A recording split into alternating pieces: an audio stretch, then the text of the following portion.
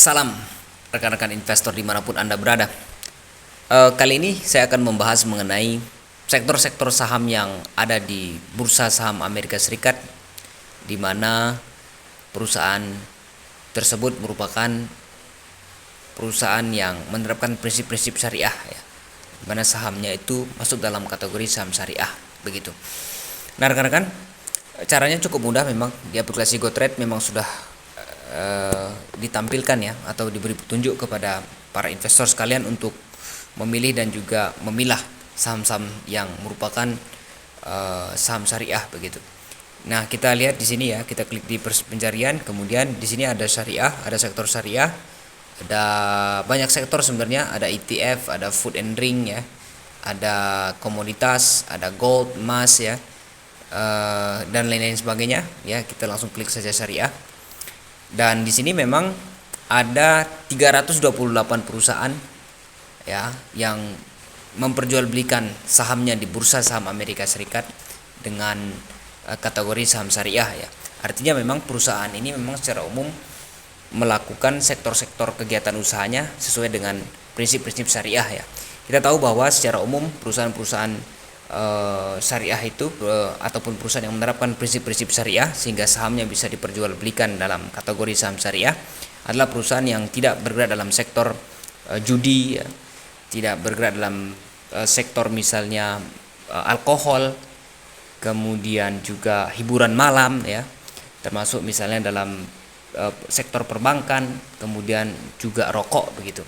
Dan perusahaan-perusahaan yang tidak memiliki hutang yang jauh lebih besar daripada asetnya ya.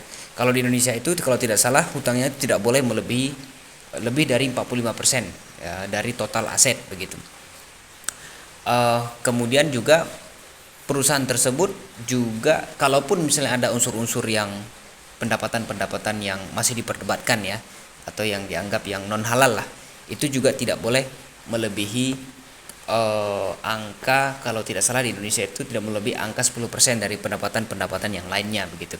Sehingga kurang lebih sebenarnya sama dengan perusahaan-perusahaan yang ada di yang sahamnya diperjualbelikan di Bursa Saham Amerika Serikat. Mungkin bisa jadi komposisinya ya, seperti misalnya batasan 10% dari yang pendapatan non halal dan juga 45% dari total hutangnya.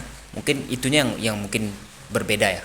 Bisa lebih besar, bisa juga lebih kecil dari yang saya sebutkan tadi di awal tadi itu. Nah rekan-rekan, di dalam perusahaan-perusahaan yang 328 perusahaan ini, maka kita bisa juga melihat apakah sektor perusahaan tersebut merupakan sahamnya masuk dalam sektor syariah atau tidak. Itu caranya cukup gampang ya. Misalnya kita klik ya salah satu perusahaan besar, misalnya kayak seperti Apple ya. Nah Apple ini kalau untuk mengetahui apakah perusahaan tersebut syariah atau tidak, kita langsung menuju ke karakteristiknya ya. Di sini karakteristiknya, dan dalam karakteristiknya biasanya akan ada tanda seperti ini, syariah ya. Kalau dia syariah, bertanda bahwa saham ini menunjukkan masuk dalam kategori saham syariah. Artinya saham di mana perusahaannya itu menerapkan prinsip-prinsip syariah, begitu. Dan kalau kita lihat misalnya saham Google ya, saham Google kalau kita lihat di karakteristiknya, dia bukan merupakan saham syariah ya, karena di sini tidak ada sektor syariahnya, begitu. Sehingga dianggap bahwa Google ini bukan merupakan saham dalam sektor syariah ya. Itu kan tuh kalau Google. Kemudian Microsoft juga seperti itu kalau tidak salah ya, bukan merupakan saham syariah. Coba kita cek. Iya betul ya. Microsoft ini bukan merupakan saham dalam sektor syariah. Sehingga untuk menentukan apakah saham syariah dan tidak syariah, kita langsung saja klik. Selain dengan melihat ini tadi ya, dengan melihat selain dengan melihat yang sektor yang umum ini tadi ya, kita juga bisa langsung melihat persahamnya, begitu ya. Kita cek misalnya Tesla, maka dia saham syariah ya. Kalau kita lihat, kalau Microsoft tadi bukan saham syariah ya. Amazon coba kita cek. Amazon bukan merupakan saham syariah begitu. Jadi rekan-rekan, memang di bursa saham Amerika ada saham-saham yang syariah ya, kategorinya syariah, dan juga ada saham-saham yang konvensional seperti yang kita ketahui begitu.